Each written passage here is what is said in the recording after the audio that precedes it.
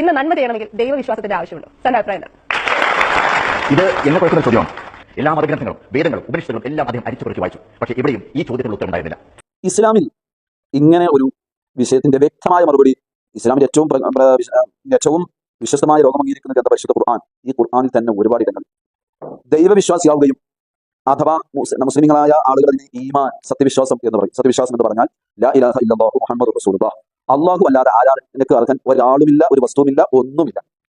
മുഹമ്മദ് നബി പ്രവാചകൻ പ്രോഫറ്റ് മുഹമ്മദ് സല്ലല്ലാഹു അലൈഹി വസല്ലം അവർ അള്ളാഹുവിന്റെ ദൂതരാണ്, മെസഞ്ചറാണ് എന്ന് ഇത് രണ്ടും കൂടി വിശ്വസിക്കുമ്പോഴാണ് ഇസ്ലാമിക ആശയത്തിലുള്ള ദൈവവിശ്വാസം പൂർണ്ണമാകുന്നത്. ദൈവം ഉണ്ടെന്നൊന്നും വിശ്വസിച്ച പോരാ, ഈ രൂപത്തിൽ തന്നെ വിശ്വസിക്കണം. ദൈവം അത് ഏകനാണ് എന്നുള്ളതും കൂടി വിശ്വസിക്കണം. മുഹമ്മദ് നബി ആ ദൈവത്തിന്റെ ദൂതനാണ് എന്നും കൂടി വിശ്വസിക്കണം.